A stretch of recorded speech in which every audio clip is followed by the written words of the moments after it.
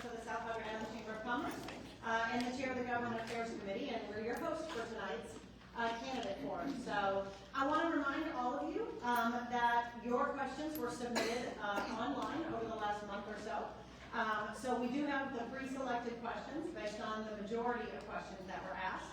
I do want to remind you that you do have an opportunity as an individual voter to go meet the candidates individually, to ask them individualized questions that you'd like to have. So if your comments and your thoughts are not covered here tonight, I want to encourage you to go online, follow the candidates, and see when their next meet and greet is, and spend some time asking them individual questions. So without further ado, we're going to turn it over to Ms. Kathy Cunningham, and we're going to get started. Thank you all for coming.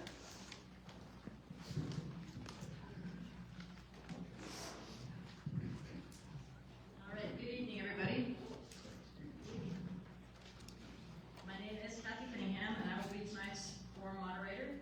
Gail Hood and Jules Wilk will serve as our timers. On behalf of South Island Chamber of Commerce, I want to thank and welcome everyone to the Chamber's 2025 SPI City Council Candidate Forum.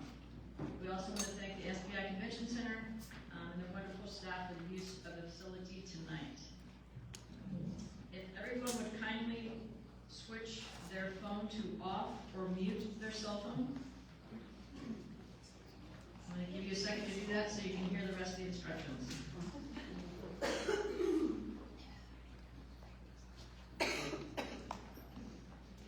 All right, everybody's cell phone is either on off or muted. Additionally, please hold all applause until the end of the program. I'm going to repeat that. Please hold all applause until the end of the program. And now we can stand, and please join me and recite I pledge allegiance to the flag of the United States of America and to the republic for which it stands, one nation, under God, indivisible, with liberty and justice for all. At this time, it's my pleasure to introduce the candidates for the South Island City Council. Again, audience, please hold your applause until the completion of the program. We'll go from 5:30 to 7, and we will promptly end at 7. Candidates are seated currently in alphabetical order. Esteban Flores, Aarin Harwell, Ken Metters Jr., Joe Praster, and Kerry Schwartz. Thank you all again for joining us tonight. I want to begin initially with the rules. Candidates, each of you will have 2 minutes to make an opening statement. You've drawn for the order of your opening statements, and I will indicate when it's your turn to speak. Our timers, over here on my left, on your right for the candidates, will show you a 15-second remaining sign, and they will use a bell to signal the end of your allowed time. Please stop speaking when you hear the bell. Y'all are going to want to keep going. You'll have time on the next go around when it's your turn again. Please stop when the timer and the bell is issued.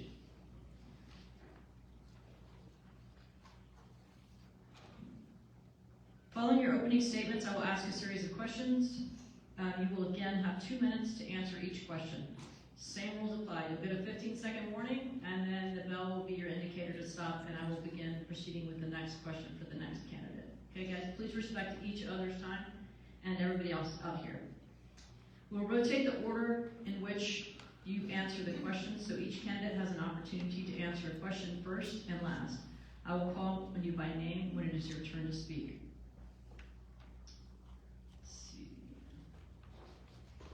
In a second, I'll indicate the opening statements. If at any point you all need me to repeat a question, please don't hesitate to ask me, okay? The opening statements, I believe you all know, but Ken, you'll be first. Then it'll be Kerry, Esteban, Aarin, and then Joe. So Ken, you may begin. You have 2 minutes. Can you all hear me? Y'all hear me? I hope so. Check. Good afternoon, ladies and gentlemen. My name is Ken Metters Jr., and I'm seeking re-election to place 1 for the South Island City Council. Having been born and raised in the Rio Grande Valley, my love for the island started over 60 years ago. As a retired bank president with almost 30 years of commercial lending, fiscal responsibility and protecting taxpayer dollars is a primary responsibility good steward, I will protect you. Tourism is our economic driver in this community. It is how we survive as a community. Our island already boasts the International Family Sea Turtle, as well as South Padre Island Birding Nature Center. As an avid fisherman, my commitment to protecting our bays, beaches, and estuaries is evident in my active role as a board member of the 70,000-member Coastal Conservation Association. Many of you have seen me participating over the years on Saturday mornings.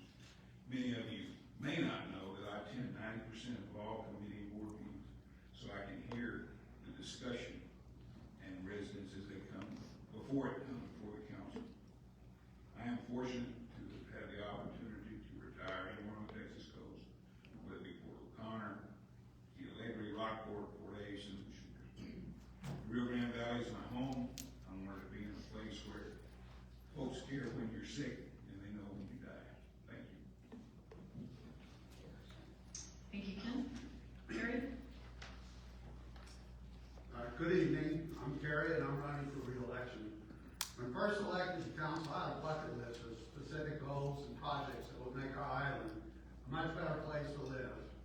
My accomplishments are many.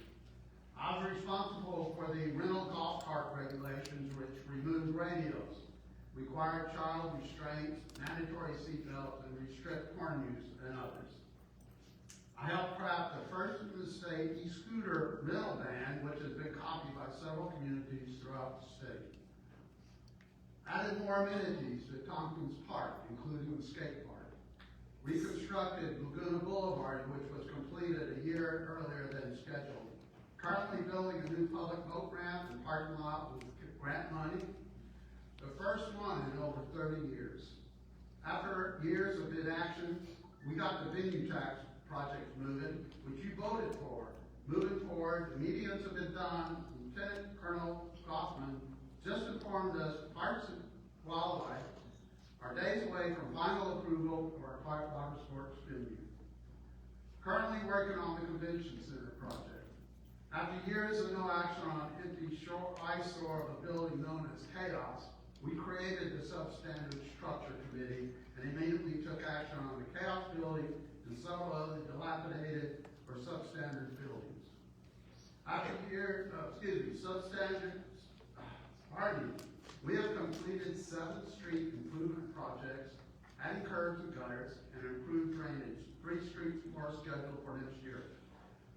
We entered a private-public partnership to bring our new historical museum this spring at zero cost to taxpayers. Built 4 new pickleball courts, and I plan to build 3 more. While I've been on council, we have purchased more land than any city council has in the last 50 years. Over 180 acres. Land for the Marisol. Thank you, Kerry. Esteban? Good evening, everyone, and thank you all for being here and not being at a SpaceX launch as a true testament to you guys' dedication to the community. My name is Esteban Flores, and I'm humbled and proud to be here tonight. As someone who believes in and is ready to fight for the future of South Padre Island, I'm a businessman, a father, and a civic leader who believes that with integrity, discipline, and purpose, anything is possible. My faith guides how I live and how I lead, to serve honestly, to work hard, and to leave things better than I found them. I built my career in real estate and development, serving on local, state, and national boards that shape housing, infrastructure, and growth. Through these experiences, I've learned how to bring the public and private sectors together to create real results, not just talk, but tangible progress. But let's be honest, our island faces real risks. We're dealing with aging infrastructure, drainage problems, rising costs, and limited state support. We've been overlooked for far too long, and we've had leadership more focused on their own interests than on the needs of the residents and business owners. Our population is declining, many of our small businesses are struggling, and our economy still relies heavily on short tourism season, and we all know that's not sustainable. The solution is leadership that's pro-business, forward-thinking, and unafraid of change. I'm not part of the old establishment that wants to keep things the same. I have the relationships, experience, and technology to attract new businesses, smart development, and year-round economic activity while protecting the natural beauty that makes our island special. As a small business owner, I will look at every line item of spending and protect every taxpayer dollar. Fiscal responsibility isn't a slogan to me, but it's how I operate every single day. It's time for us smarter, stronger South Padre Island, one that grows responsibly, spends wisely, and finally demands the state funding that we deserve. Together, we can build a world-class destination that mirrors the progress happening across Texas. If you believe in transparency, hard work, and the future of this island, I ask for your support and your vote this November, and let's build the South Padre Island that we all know is possible. Thank you, Esteban. Aarin? Good evening, South Padre Island. I'm Aarin Harwell, a lifelong resident, proud business owner, and your candidate for City Council Place 2. Tonight, I'm thrilled to share an uplifting vision for our island, a future built on integrity, community, and smart progress. Within the next hour, you'll hear my plan to restore your voice in city government. At this time, members of the current council wish to deplete our funds over one big box item, which may trigger future tax hikes. I'd rather encourage us to invest in multiple amenities that will impact a greater number of residents and provide economic growth for our community. As a member of the Special Events Committee, my tough questions spark financial ethics investigations, resignations, and terminations. I'll bring that same critical thinking to the council, starting with a forensic third-party audit to ensure accountability of our tax dollars. My vision includes vibrant community engagement through workshops and communication so your ideas shape our future. I'll champion new amenities like restoring Bayside community access to bring back wind sports, boosting our off-season economy, and utilizing my professional background in film and event production to revive our Film and Music Commission to attract productions and successful events. As a lifelong environmental educator, I understand that true ecotourism balances conservation with economic growth. On a more personal note, I've been a sponsored multi-sport athlete for over a decade and recently secured a national championship title. With a BA in Communication Studies, I've built successful businesses like SPI Sessions Water Sports, known for family-friendly events and summer camps that bring our community together. I know the issues we face and look forward to helping align our city policies and businesses with streamlined systems that will help us work together. Lastly, as a devoted mother to my 3-year-old son, Brixton Liam, and my partner to my fiance, we've invested deeply in South Padre Island through our commercial and residential properties, and we look forward to growing our family here alongside yours. I urge you, the city of SPI, to think about our island and our legacy and who you would like to work alongside to ensure that vision comes to light. Thank you. Thank you, and Joe. Good evening. I'm Joe Praster, and I'm running to represent you in South Padre Island City Council Place 1. I have 30 years of experience in public service. I'm a proud U.S. Army veteran.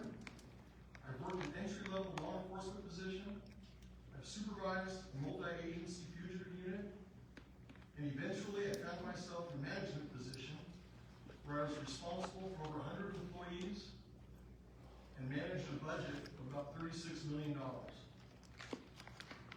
About a decade ago, I finally retired. My wife and I purchased our home, and we immediately moved to South Padre Island. We brought along our little goofy dog, who, by the way, thinks he owns this beach. He doesn't.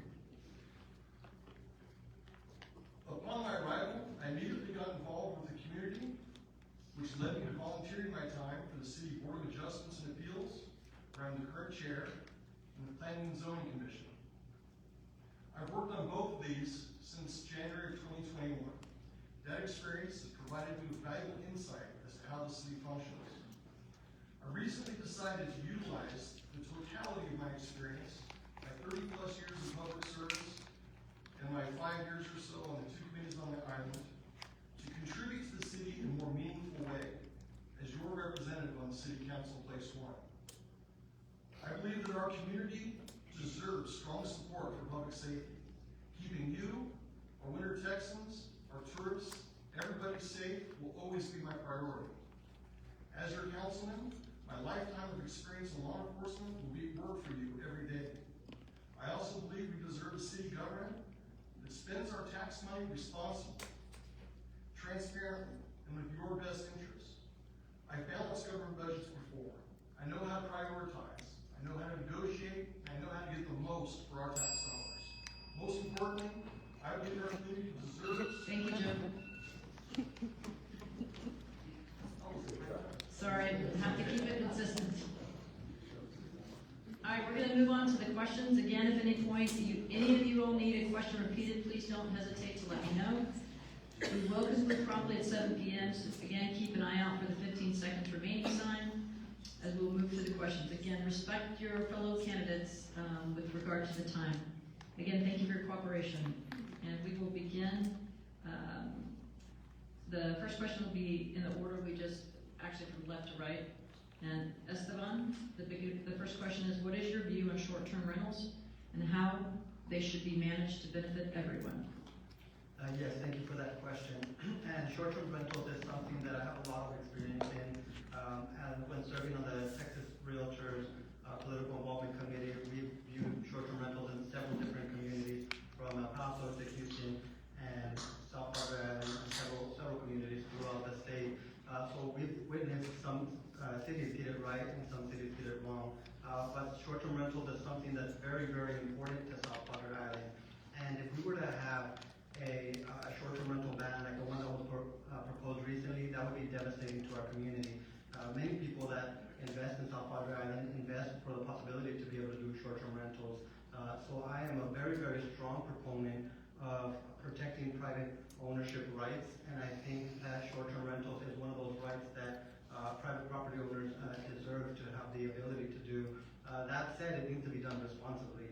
And it needs to be able to be done with the community, and the city needs to be able to help owners. And there's short-term rental owners that that are doing it responsibly, and there's those that are not. So I believe that the city needs to be able to step up enforcement when it comes to short-term rentals. There needs to be a platform where everything could be tracked and monitored for the short-term rentals. And the hotel occupancy tax is a huge incentive or revenue increase for the city. So we gotta allow short-term rentals to continue to happen, but in a responsible way, to where if there's any noise or violations, there could be penalties for the owners. I myself own short-term rentals on the island, so I'm a strong proponent of it. But like I said, it needs to be done responsibly and with an organized platform in order to do so. All right, thank you, Esteban. Aarin? Would you repeat the second part of that question? How should they, meaning the short-term rentals, be managed to benefit everyone? Okay, well, that is a great question. Short-term rentals is definitely one of those that we would like to see better compliance from everyone, and also have it a little bit more organized so that we have everything kind of in one place. Right now, I think one of the best things that we can do is organize it better on our city website. That directly points to the Decker Technologies, which is something that we've invested in. Yet it's not super easy for everybody to use. So I think that we could do a better job of making it easier for the users. I also think that short-term rentals bring in 60% of the hot tax revenue here. It's extremely important to keep a strong short-term rental community here. We have residents that live here that own short-term rentals. We have property owners who don't live here that own short-term rentals, and we have businesses that also rely on generating the sales tax, but don't vote here. So there's a good demographic spread across all of the residents that I think everybody really. I think there's a good chance that a lot of people support short-term rentals, and I think we should really keep ensuring that short-term rentals are really at the forward front of what we're doing moving forward. Whether that means hiring staff to help us monitor, or really reaching into the compliant issues and making sure that we can craft it so that it's better for everybody to follow those rules. Thank you. Thank you, Aarin. Ken? Correct, 60% of the economic driver is short-term. Can't hear you. Louder. Can't hear you. 60% of the economic driver is short-term rentals. We have, in the city, set out and identified most of the bad actors. We've identified them in the process of citing, and there's no real fix to it because they pop up. You have folks that have moved here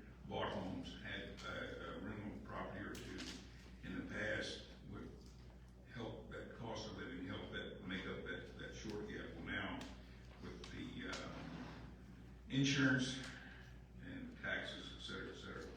It's just, it's becoming harder and harder. We've got, 500 units, more or less, on the market, similar to 2008. We are seeing not so much foreclosures because there's an ordinance on the island that you can't post a foreclosure sign in the yards, but they are here.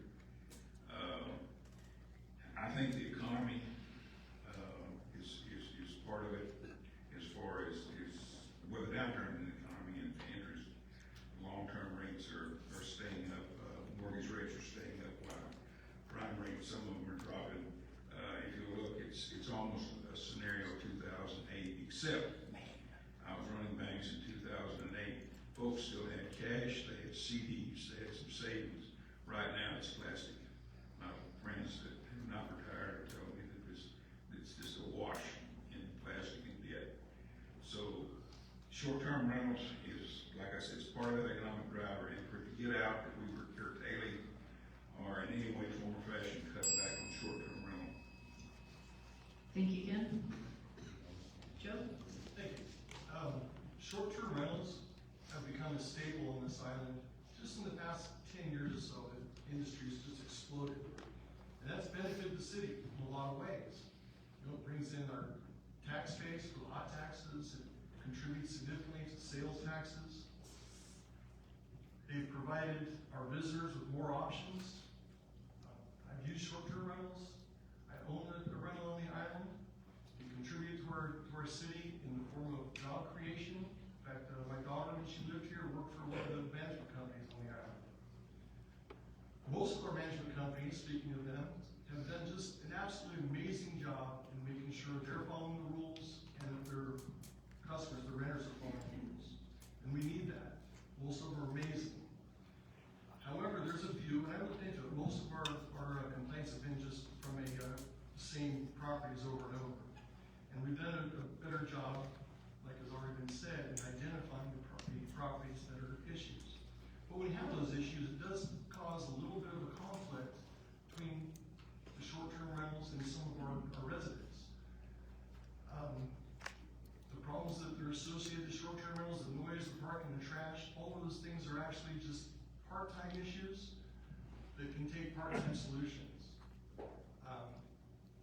Enforcement when there's a busy time, we need to make sure our law enforcement are out there enforcing the ordinances that we have in place. We've got some pretty stringent ordinances right now, and I firmly believe that if we enforce those ordinances across the board, do so proactively, that will contribute to a balance between the needs of the short-term rental industry and the needs of our residents. Thank you, Joe. Kerry?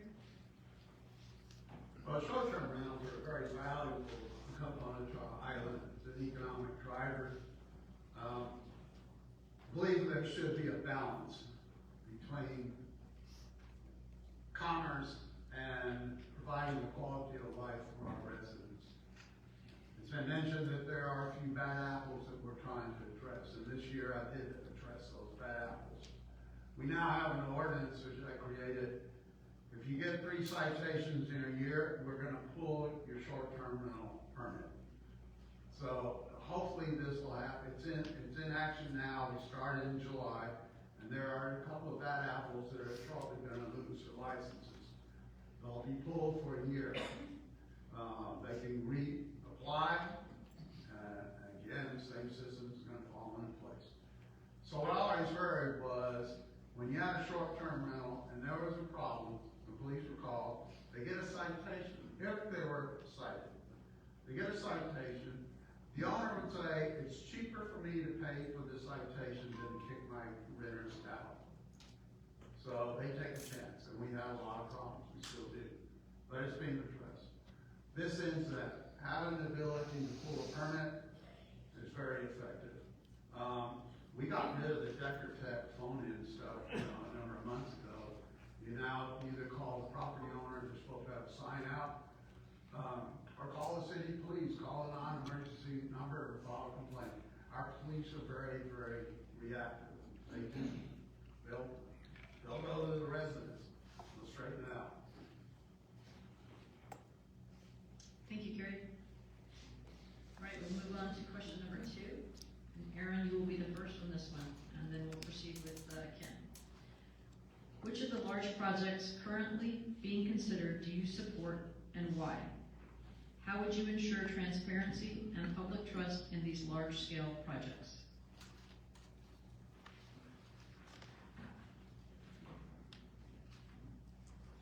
Well, firstly, going back to what Kerry just said, we still actually are paying for the detector technology, but yes, the city failed to put the correct 24/7 hotline and email on the website. So unfortunately, it's been going to the police department, which has had a great track record in being able to deliver what it is that we are trying to be compliant for.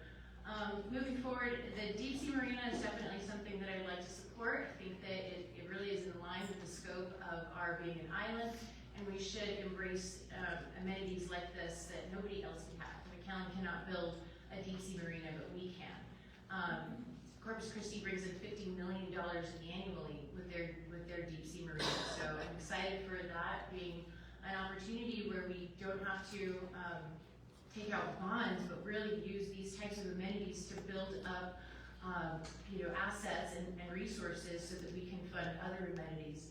I'd love to see the Performing Arts Theater be something that's instrumental here on South Padre Island, but I'd like to see it done on a piece of land that we own, and unlike the convention center, which is owned by Cameron County. I think we can do this pretty reasonably, maybe $3 to $4 million, and have a really nice theater. I think that expanding on parks, maybe even having a public tennis park would be a nice asset for South Padre Island. I think that we could definitely invest in more ecotourism and building assets that direction. But when we do that, we need to think of also the conservation aspects when we are moving along. With these types of projects, I hope that again we can really build up the idea that we can benefit from these amenities, both as residents but also for our tourists. Thank you. And Ken? You're talking about big box items. I guess you're talking about the convention center, where it's now moved maybe to another location, maybe not to another location. We're still, whether it be 120 million or 85 million or 60 million, it's still not clear yet. Other projects that are going on in the city, the ecotourism could wind up being a big windfall. I understand the connotation of that and what it brings and the additional amenities that it will bring, and the freeing up of finances, well, and the access to state money as well as federal money. Your ecotourism areas, having read more about it, is really high on the horizon. The marina, I was on the EDC 5-6 years ago when the idea was brought. Greg from his engineering company came in, made a presentation, and here we are today. Just really ready to kick this thing off. I look at it that you got an individual that will spend $2,500, $3,500 to put fuel in a boat to go chase fish. I like to have those in a marina. I like to have those kind of folks in the marina. And spending money in our cities, buying the stores, also buying condos. But the ecotourism is how to build out, and that's where I place most of the emphasis. Right, thank you, Ken. Joe? Can you repeat the question, please? Absolutely, there's two parts. Which of the large projects currently being considered do you support and why? How would you ensure transparency and public trust in these large-scale projects? Okay, the one that I would support the most at this point is also the deep sea marina. Have you been to Marina Del Rey? I'm not supposed to answer my questions, right? In the presentation that Greg did with the Edgewater Resources about the deep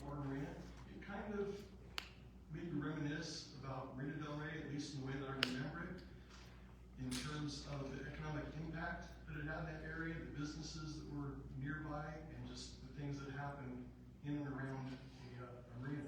Of course, ours is different. It's obviously a lot smaller, but I think from watching that presentation, it would also be better in terms of the engineering, how they have developed a protection from hurricanes and ensure that the water flows naturally and that the fish and ecosystem is protected. And as far as doing the marina, we already have the best beaches in Texas. Bringing the marina would bring all kinds of event-based marina tourism to the island, boat shows, light parades, high-value tournaments, the fishing tournaments, possibly nautical expos, ecotourism, and just the list goes on and on and on. And as far as how I envision that area, how I kind of see it happening, I'm aware that the city currently is in negotiation for land adjacent to where the proposed marina is going to be. And this land goes from bay to beach, it's all the way across. And I kind of think about that. I was thinking about comparing those plans to what's happened in Marina Del Rey years ago. The possibilities are absolutely incredible. I can see a business center being there, maybe the parking structure that's part of our venue tax package that we still are dealing with. The bottom line is, with the marina, big boats do bring big money, and it would be a wonderful thing for the island for both tourism and for our residents that would enjoy those types of amenities. Thank you, For our Joe. businesses. And just a reminder, please turn off your cell phones. I know somebody who left theirs on probably didn't hear those instructions, so I'm repeating them. Please turn off your cell phones. Kerry? I support all our projects. We have a lot of them in place currently. Obviously, I'm involved. I'm glad y'all mentioned the ecotourism district, because right now, in the past few years, I've been working on creating the SPI ecotourism district, which is now in the final stage of passing. It's been council, sent it to planning and zoning. Planning and zoning approved it. It's gone back to council, getting letter of support from the stakeholders, and we'll come back to council for final approval. And it's going to bring recognition to the fact of what we have as far as ecotourism areas here, which extends from the convention center, which is a very popular birding site. Then we have sea turtling, and then we have the birding center. Very important components, so we need to advertise the fact that we have these amenities on the island. Ecotourism is huge. Mention basketball courts or tennis courts. This week on our agenda, on a council meeting, I have an item to fund the construction of 3 new lighted pickleball courts. And I'm working on plans for 5 or 6 more pickleball courts, tennis courts, and a dog park. The Deepwater Marina, it would be a real boon for the island. The plan to, on a public-private project, to develop a 4- or 5-star hotel, conference center, parking garage, other amenities, on tract land which we own. And it'll run from the beach to the bay. Incredible opportunities there. So, I'm not going to pick one. They're all very important, otherwise we wouldn't be moving forward with them. I like what we're doing. We've been very successful in the past, and we're going to continue to grow with more and more projects. Thank you. Thank you, Kerry. Esteban? Yes, thank you. That's a great question. And as Kerry mentioned, I've looked at a lot of great large projects that are coming to South Padre Island. And I also believe, though, that these projects have to be done fiscally responsible, and they have to be feasible for the city. I also support a Deepwater Marina. I think it would be great to be able to bring boat clubs and that sort of thing to the island, and where people can travel on their boat to the island and make it that type of destination. That's something that would be amazing to be able to bring down. But as I mentioned, it has to be fiscally responsible. It has to be done in a way that's feasible to the city and not a money pit for the city, because that could be a project that could be very, very expensive very quickly.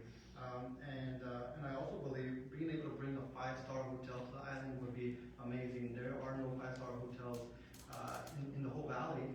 So when we get some of these high-end visitors that come that want to stay about dumping a bunch of money into a convention center. Well, where are we gonna house all these people if we have conventions that are upwards of, several thousand people? So being able to bring in a 5-star hotel to be able to house these large-scale conventions would just be a game changer for the island. But I would also like to see the public parks, more parks. But I think number one for me, above those, would be to start with infrastructure. And I've been talking to county leaders these last couple of weeks, and one of the things that I've discussed with them is some of the challenges that we face on the island. And some of those challenges are with parking. We're very limited on parking. Although we have a great metro transit system, I would like to be able to create more parking garages and a park and ride program where the county, we could create a comprehensive plan with the county to be able to help fund those type of programs. Thank you. Thank you. All right, question number 3. Ken, you will be starting. What are your ideas to increase tourism on the island? Well, tourism, we, in the last 6.5, 7 years, we've gone through 3 CB directors, and so the continuity's been broken. You hear things, it's not so much enough for the public, but you hear things, and I'm on the council, and I really can't tell you for sure, but the advertising, the actual going out, your drive market, your in the 90s, individual that worked part-time or was CBB as well as Chamber had family in Monterey, and once a month on Monday they'd fly down and fly back on Friday. They hit every organization, every club, every service entity that there was in Monterey. Our drive market, whether it be the Hill Country, say Laredo Cross to Bandera to North Austin. For instance, whether it be Highway 10, whether it be Highway 281, whether it be Highway 77, whether it be Highway 37 or 59. Next time you're driving to the valley, look and see the signage. I've seen 2 in X number of years. One is the Turtles. The second is Gladys Porter Zoo. I see none promoting South Padre Island, and you'll see whether it be Rockport or Port A or Seaside or Corpus on any of these highways. We don't have a digital billboards. That was poo-pooed here a while back. Digital billboards is a multi-billion-dollar industry in the United States, and that could be utilized. Through the years, I've sat through boards and commission meetings, the CBB meetings, and seen beautiful charts with multi-colored dots and hundreds of thousands of people. Thank you, Ken. Joe? Could you repeat the question again? I'm sorry. Absolutely. As a city, what are your ideas to increase tourism on the island? Okay, we have a venue tax on the island. It's a percentage of our hot hotel occupancy tax. And the purpose of that is to build venues meant to attract tourism. It's kind of a genius idea when you think about it. We tax tourists to build more things, to attract more tourists. Pay more hot tax, venue tax, and more again. It goes on. So those things should attract tourism. That's what it's meant for. We need to go ahead and finish the things that were approved in 2017. There are 3 things remaining. We need to finish those if they're meant to do what they were intended to. And in doing that, and I'm just going to mention the convention center briefly, but the part of that I really like to see is the exhibit hall, as far as bringing tourists, expanding the exhibit hall. That would create enough room for our fishing tournaments, a lot of them that have outgrown us at this point. Both TIF and the Hoover tournament, they have to cap their registrations because they were too small. That would also bring in sports tournaments again, bring back the sports tournaments, the youth sports tournaments, the basketball, the volleyball, maybe the cheerleading competitions we used to have, all these things that bring people in that stay for a period of time, not just day trippers.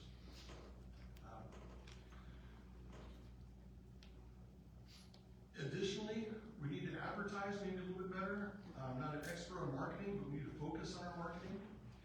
Market, not just locally, but expand our marketing. There are people that may want to come here from further distances, especially like I mentioned with those sports tournaments. Parents like to watch their kids play, and everybody's got a championship kid who's got the next hero. I just traveled to New York to watch my granddaughter play a softball game a few months ago. So those kinds of things. Thank you, Joe. Kerry?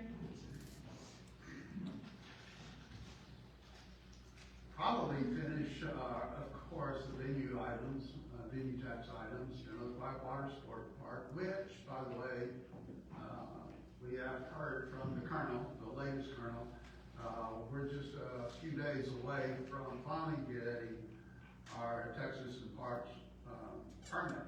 So we moved forward with that property. That's 40 acres. Besides the convention center, yes, it's a draw for tourists, good tourists, people who spend money. Sports is youth sports is huge. Now, there's a lot of information going around that I don't know where it comes from, where it originates, but it's flat out wrong. The convention center is going to cost, if the city council approved $140 million spent. We did it. 120 million thrown out. We did it. 85 million. We did it. We have not approved any amount of money yet from city council. The only thing we paid for is some soft costs. Now is architectural fees, surveys, some other stuff, see what can be done. There's no plans. We have not hired a general agent because there's nothing to manage right now. Right now, we're submitting our plans to get approval from the county. It's a rough draft with some, it's a bucket list of items like a ballroom, it's got the theater, it's got expanded convention center, what do you call it, exhibit hall, that's on the county. They didn't like what we're doing initially.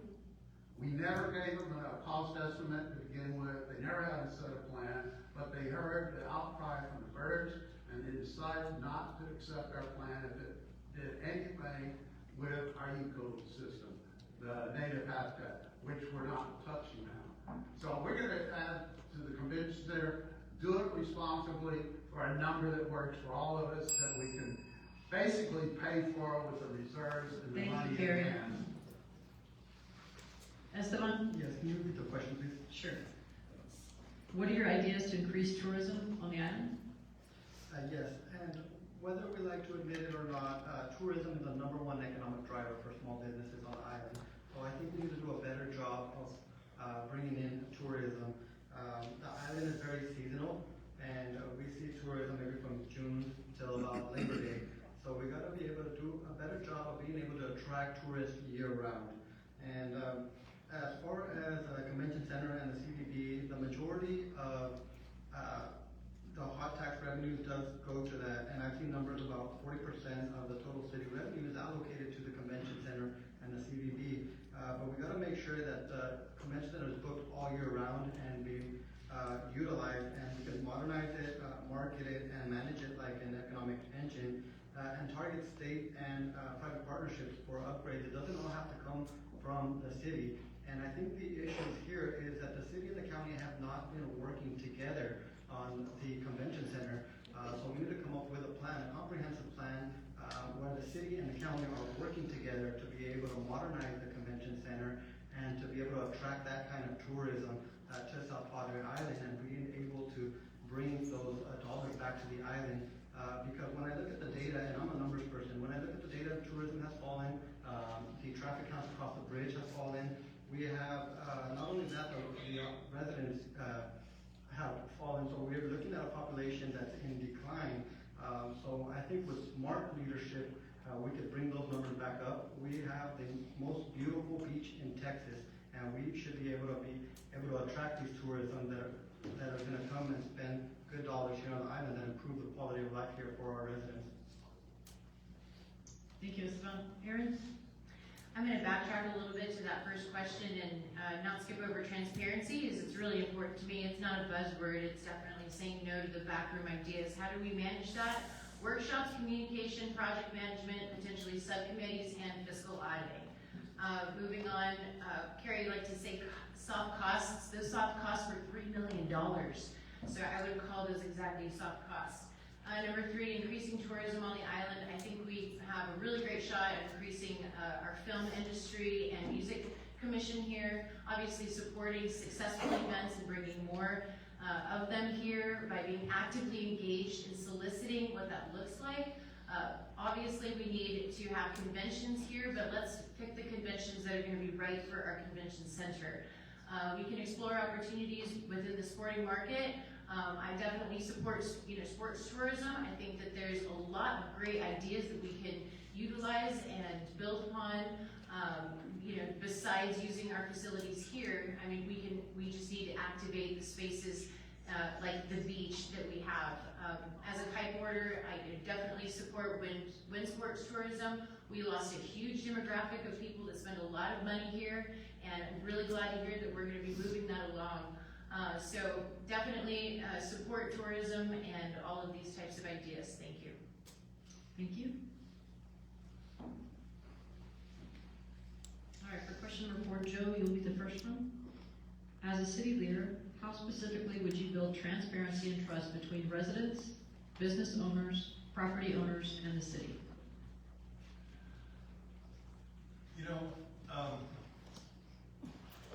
The lack of transparency in city government, or even the perception of lack of transparency, leads to distrust and lack of confidence. It's really difficult for city government to operate when the residents have that lack of confidence or distrust. Now, what I like about what the city does, as far as transparency is concerned, is I can walk into a city council meeting anytime. You can go to any meeting the city has. They're posted. They post the agendas ahead of time. You know what they're going to talk about. Online, you can see when and where the meetings are. And in addition to that, if you can't make it, you can watch it online. You can go back in time and look at agendas from the past, watch meetings from the past, look at minutes from past meetings. I've done that a lot lately. There are things that the city does for transparency, but this question wouldn't be here if there wasn't at least a perception of a lack of it. So we can do better, and we should. And what I will do personally, as your councilman in place 1, is I will maintain my campaign Facebook page. And I'll post the agendas on that page. Every time I get it, you'll get it.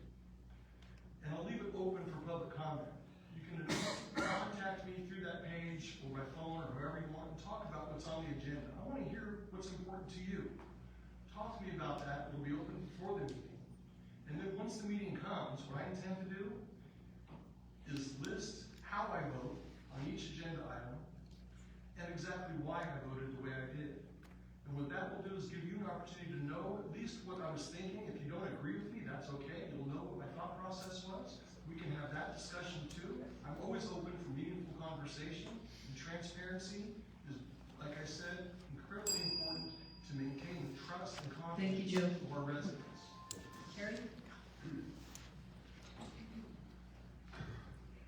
I look at the city government, what we have in place now, and I can honestly say I think we've been very transparent. All the meetings are broadcast. All the meetings are posted. There's going to be staff meetings that aren't. That's staff. That's quite a bit different than public meetings. On important projects like the Boulevard, we had many, many open houses, which residents were invited in to see the plans, make recommendations.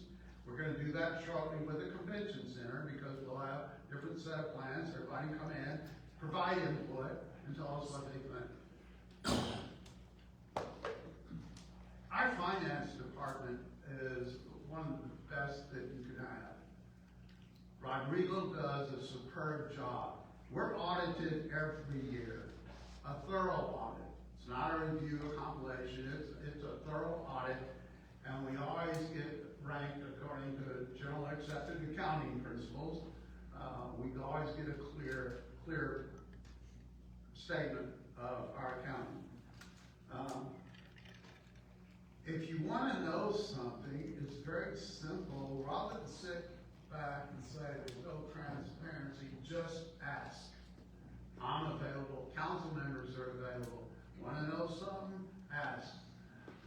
city's website, all our meetings are posted with the agenda and backup material so you can look at it.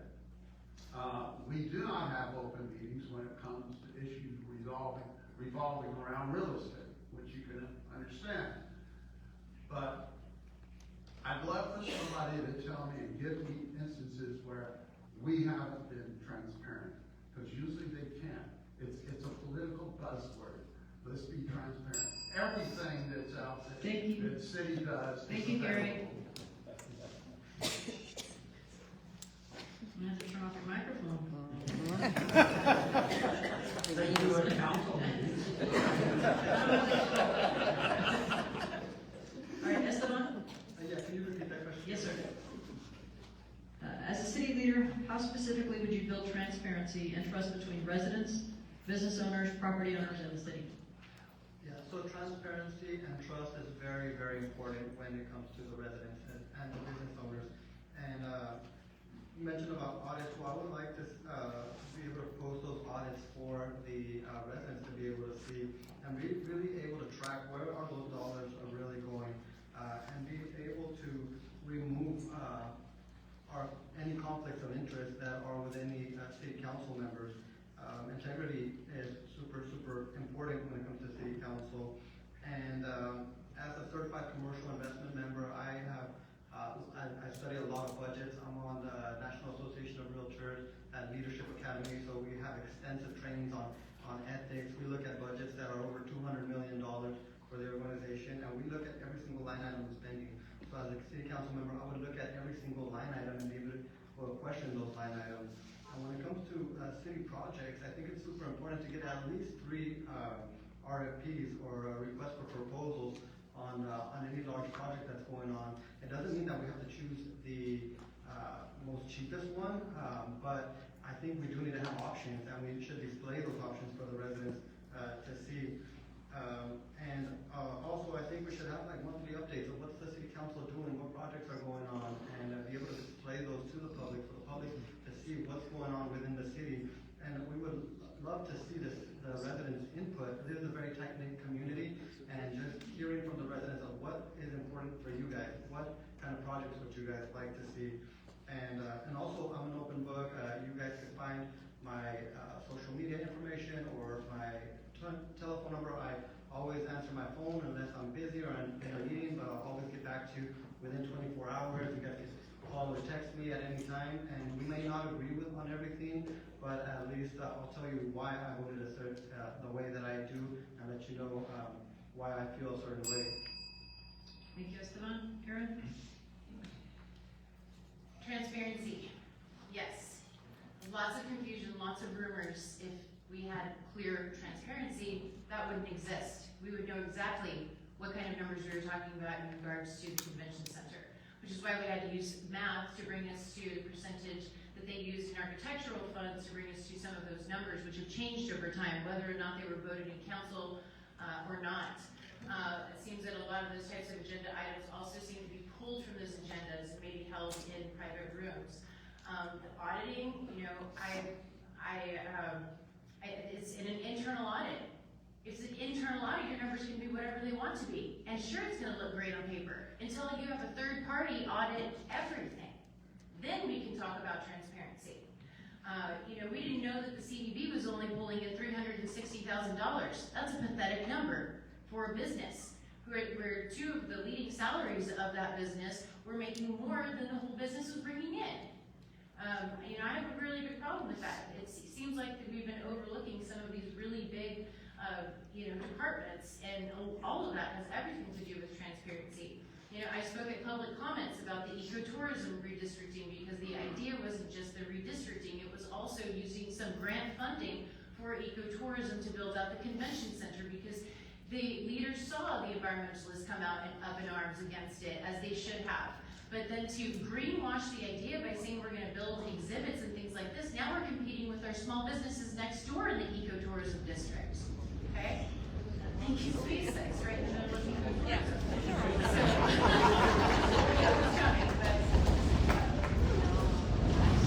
Just went off.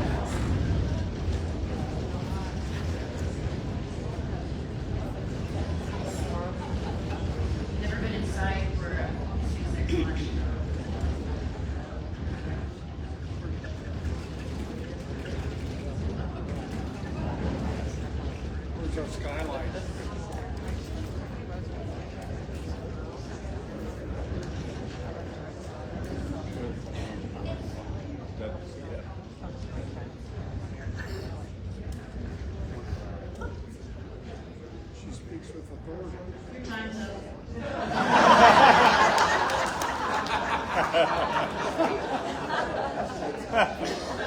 Give me more time. 24 seconds. That's all right. I said what I needed to say there. Thank you. All right. Thank you, Aaron. Lastly, Ken?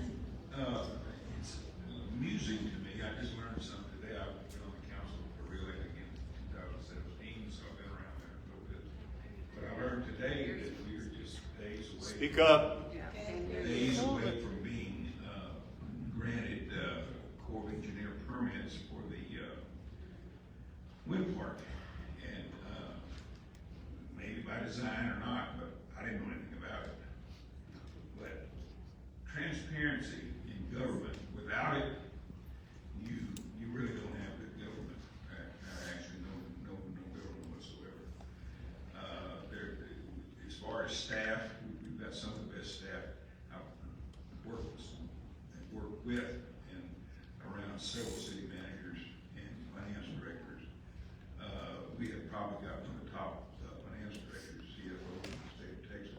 He gets accolades yearly, it seems like. And so that part of it so much in his accounting system is it's copied and it's pretty renowned. But on the transparency, my take is without full transparency and disclosure, it just doesn't work. Like I said, I was amused, very little amuses me anymore, but I was amused today to find out that we're that close to getting their permits. You know, I'm around there almost every day. Thank you, Ken.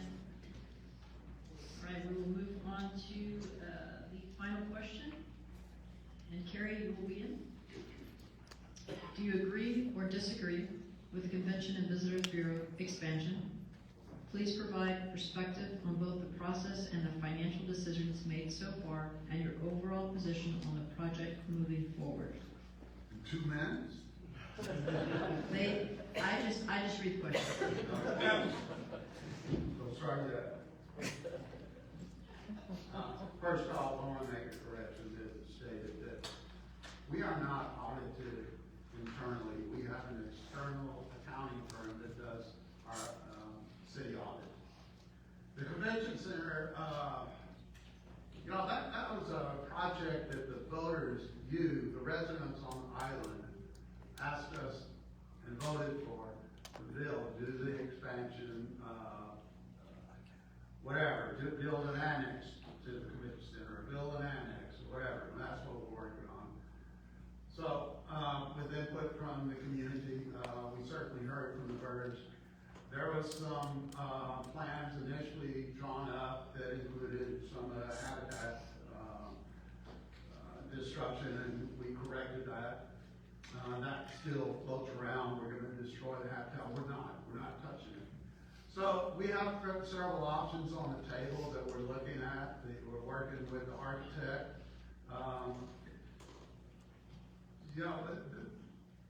When the venue project, this convention center project, where a lot of the numbers came from, we reached out to all the stakeholders and asked them what do they want in a convention center and an expansion of the exhibit hall and all that. Well, basically, I'd be like if I asked you, I want to buy you a car, what kind of car do you want? You want a Rolls Royce with all the bells and whistles.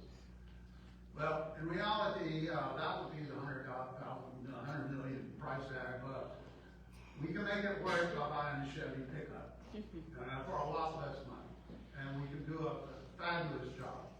It's important because I don't want to lose key events that occur on the island. We have lost several. They're moving away because they outgrow us. Fishing events, classic example. I don't want them going to Rockport or Port Aransas. We need to expand. That convention center is small. The exhibit hall is small. We're losing business. Thank you, Kerry. Esteban? So we all know that the convention center is a very touchy, delicate subject here on the island, and but it's a project that we need to talk about, and it needs to be done fiscally responsibly, and it needs to be done environmentally responsibly, and we need to be working side by side with the county. It's crazy to me to think like, okay, we spend millions on soft costs, but then the county rejects it. Like, you can't put the cart before the horse. We need a comprehensive plan on what we're gonna do, and it shouldn't all fall on the taxpayers of the city to be able to build this. I think that we can work together with the state and with the county to be able to get grant money, to be able to get funding for it. I've spent the last couple of weeks speaking with our state senators, our state reps, our county leaders, and one of the things they told me is that, you know, we're not working together as a team on this. This is on county land, so we need to work with the county instead of spending millions of dollars and then propose something that's gonna get rejected down the line. We need to work with our environmentalists and do environmental studies to make sure that we're not encroaching on any environmentally sensitive areas. And we could be bringing in so much more attractions. We need a very, very strong director here at the convention center that can be bringing in these type of conventions year-round. I travel to conventions almost year-round through my different leadership positions. I travel in a lot different cities, and I've seen cities that, you know, get it right and don't get it right when it comes to their tourism and their convention center. And there's a lot. I mean, who wouldn't want to, in the state of Texas, go to a convention on South Padre Island? I think that's something that we want. We should be looking at getting grants. We need a comprehensive plan. We need to work side by side with our county and our state leaders to be able to make this happen, and not just be spending taxpayer dollars foolishly. Thank you, Esteban. Aarin? Just go ahead, can you repeat the question one more time? Yep, and it's two parts, so bear with me. Do you agree or disagree with the Convention and Visitor Bureau expansion? Please provide perspective on both the process and financial decisions made so far and your overall position on the project moving forward. I disagree with the convention center expansion, especially since it's on county lands. I think that if we do consider a CVB, we should consider one in the future elsewhere. I know that that's already in the works, but I don't think that we should be doing much to this building other than fixing what needs to be fixed here.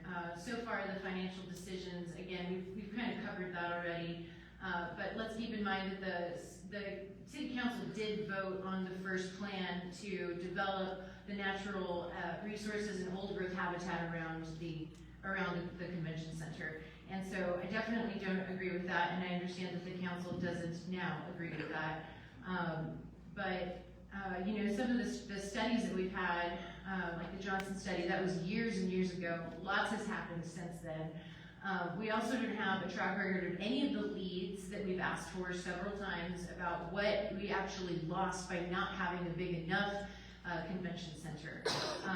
We know that, you know, a perfect example is the Ron Hoover tournament. They spent $20,000 on buying their own tables and chairs because our CDB didn't have the right equipment to fully meet capacity in the convention center hall. So I think that that's a first step in improving some of the infrastructure here.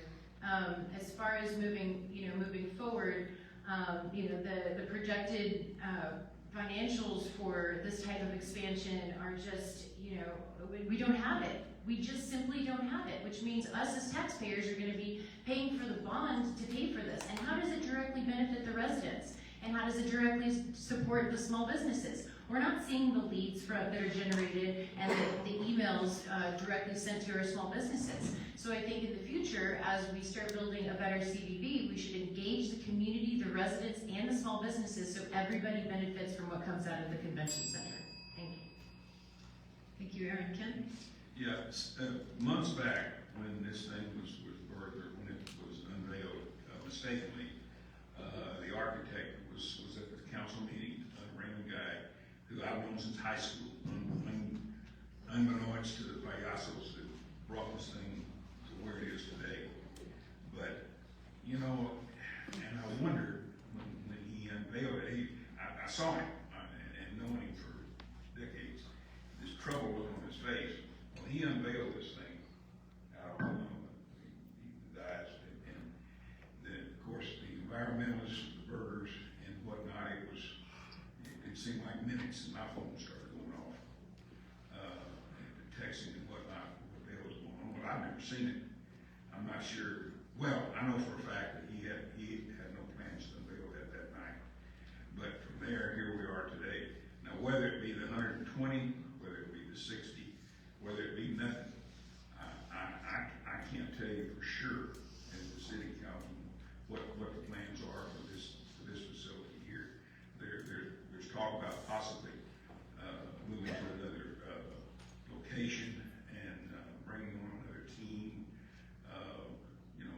much is that gonna cost? Where is it gonna go? How much input are the citizens gonna have? There's quite a few questions, but, you know, in defense of the architect, that night, I mean, it was a slaughter. It was like Custer's last stand, and they had him unavailable in the council chambers. So, no, I'm not, as it just presented today, I'm not in favor. Thank you, Kendra. The fact is that in 2017, the voters on this island voted for a venue tax project package. It included 5 things. It included the Padre Boulevard medians, which has been completed. It included the sports park, which I understand that the Quiet Sports Park is days away. I've heard that tonight. It included the convention center annex or expansion, a theater, and a parking structure. Those are the venue tax items that we have to do something with. We have to spend that money on those things that were voter approved. And let's face it, you know what, this convention center was built over 30 years ago. Our events have outgrown it. It's old. It's not doing what it was meant to do. So let's do what the voters asked us to do. The voters have given us direction. They did it in 2017. Let's do what the voters asked us to do. Now, that doesn't mean that we need to build that $100 million multiplex shiny thing like you find in Vegas. But, and as your councilman, I will make sure that when we do build this thing, that we build only the portions of it that make sense, that we get the most bang for our buck without disturbing the natural habitat around us. I'm familiar that the plans do allow for piecemeal or oligarch construction. We don't have to do all the stuff that was talked about. So let's do that. Let's do the piecemeal. Let's do what makes sense to bring the events back. For example, let's expand the exhibit hall. I'm not talking about a huge exhibit hall. I'm talking about enough so that our fishing tournaments that have outgrown this Tift and Hoover, they've got room. They don't have to cap the registration. So we can bring back the youth sports tournaments we used to have, the basketball, the volleyball, the cheerleading competitions. Let's bring those things back. And you know, I'm excited about theater too. Not necessarily that it has to be part of the convention center. We're supporting El Paseo. They're amazing. Thank you, Joe. You'll get a second to Thank you, yes.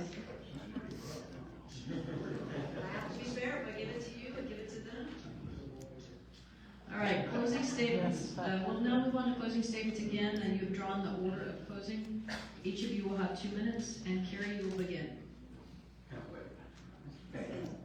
Start till I start. All this. Ready? All right. For 25 years, I've owned a government relations firm lobbying on the state and federal level. I know how government works and the ins and outs of the legislative process, and more importantly, how to get things done. This experience has been invaluable to me on city council and my many years serving on various city committees.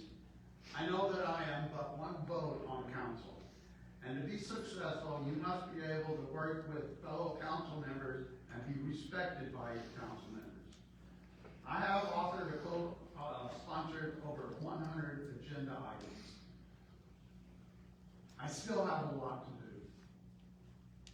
I have an agenda item in this week's council meeting, which I mentioned about building the pickleball court. TxDOT just approved the construction of a new parking lot. In addition to the 10 beach access improvements already completed, we're planning 3 more.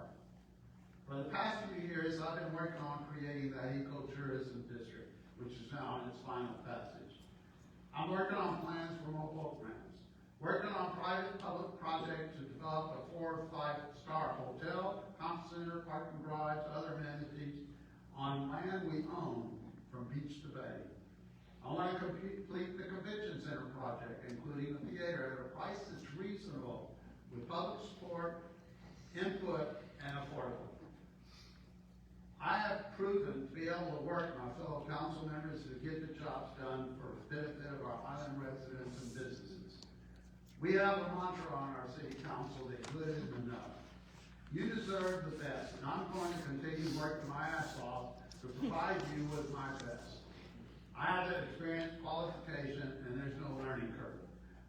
for your support so I can keep working on the projects that matter most to our residents and our business owners. Thank you, Gary. Ken? We can all agree that the quality of life for this island, residents is paramount. While tourism is our economic driver, and that's how we survive. Thought about listing other things and accolades, but let me answer some questions that come either through recycle or folks ask. One of the most frequently asked questions is about appraised values. The controller of the state of Texas mandates the use of market value. Oh, that word market value.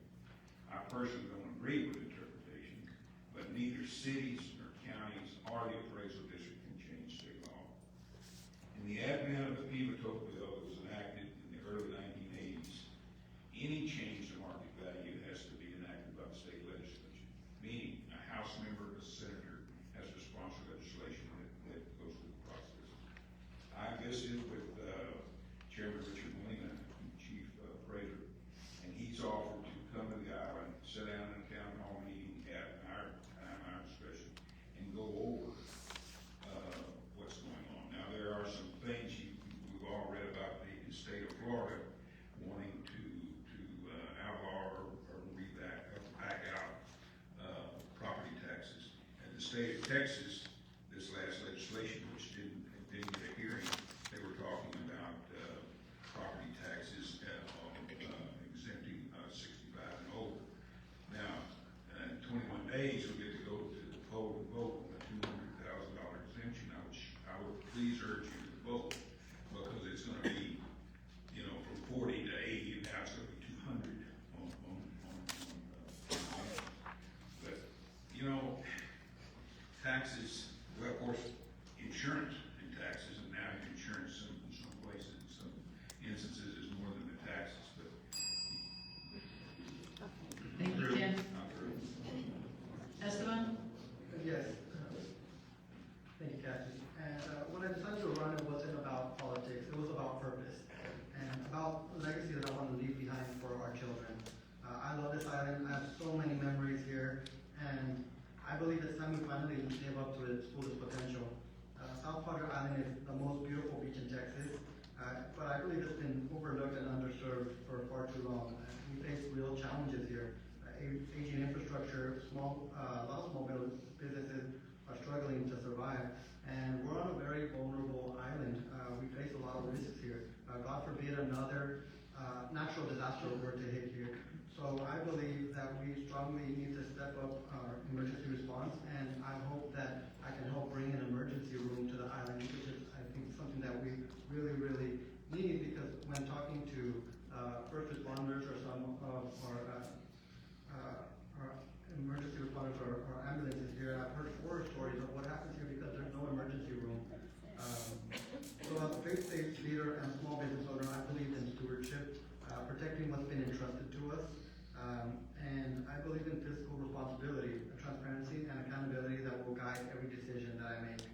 I bring rural experience and strong state and national relationships, and I know how to attract investment, bring new development, and fight for state funding that SPI has been denied for far too long. And so my vision for SPI and my goal is to modernize our infrastructure, strengthen our economy, and make SPI a world-class destination that reflects the greatness of South Texas. My faith drives me, my family keeps me grounded, and my love for this island motivates me every single day. So thank you guys. I'm Esteban Flores, and I'm asking you guys for your trust and your vote this November, and together we can build a stronger, smarter, and more prosperous South Padre Island, and one that will be proud to pass down to our next generation. Thank you. Thank you, Esteban. Karen? Before I get to my closing statement, I just want to comment on the venue tax amenities that we voted for. I remember voting on them, and I remember the workshop, which I would like to bring more of those types of workshops. We voted for an annex. It wasn't an or expansion, and so in support of just the annex, I'd say the only thing that I would agree with is expanding the northeast ballroom and bumping it out to that parking lot. That's about as far as I'd go with this convention center. Otherwise, we didn't talk about medical facilities, but I do want to aggressively pursue partnerships for a medical facility between the mutual aid agreements, private-public partnerships, and there are existing stakeholders that are very interested in those facilities. So ladies and gentlemen of South Padre Island, my vision for our future is clear. A council that answers to you, not hidden agendas. I've communicated the issues at hand, 85 million proposed for a convention center we can't fill, while our seniors wait 45 minutes for emergency care and our wind sport economy has collapsed by 90%. My opponents offer more of the same. Vague promises, selective enforcement, and budgets that don't add up. I offer action, full financial audits, a 24/7 medical facility through grants and partnerships, restored Bayside access for wind sports, events and festivals that could bring in tourist revenue and economic growth where we need it most, when we need it most.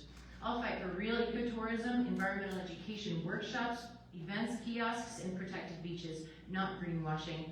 As a lifelong resident, business owner, and mother, I'm not here for applause, I'm here to build our legacy. What you see is what you get. A leader who will disclose every dollar, hear every voice, and deliver for every family. On November 4th, vote Aarin Harwell for City Council Place 2. Together we'll make South Padre Island thrive for us, for our kids, for our future, our island, our legacy. Thank you. Thank you, Aarin. Joe? In closing, this election is about priorities. Mine are simple. Number one, keep our community safe for residents, visitors, tourists, everybody. As your councilman, I'll put my 30+ years of experience in public safety to work for you on day one. Number two, spend responsibly, transparently, and for projects and services that benefit both residents and tourists. I will make sure that information is always available to the public. You deserve to see every contract, every bid, every decision that's made. Those decisions will reflect your concerns. Number three, always put you, the residents and local business owners first. For too long, residents have been an afterthought by some of our council. Those days are about to change. Your input matters, your opinions matter, your concerns are the most important ones. South Padre Island deserves leadership that acts with integrity and makes decisions in the open, not behind closed doors or in secret. Everything I do will be easily accessible by people. For some, it's apparently much longer. I am a firm believer in term limits for elected positions. I've regularly read the agendas and watched city council meetings for years. That, and by utilizing my experience in public service, my time as chair on the Board of Adjustments and Appeals, as a commissioner on planning and zoning, I'll be ready to get the job done on day one. So I'm asking you to vote for me, Joe Praster, for City Council Place 1. You will be glad you did. And I see the 15-second timer. I have a lot more to say. But please join me at Sea Ranch Thursday night starting at 5 We're going to be shutting mics down next year. All right, thank you, candidates, and to everyone in attendance. This concludes tonight's forum. Remember, your vote counts.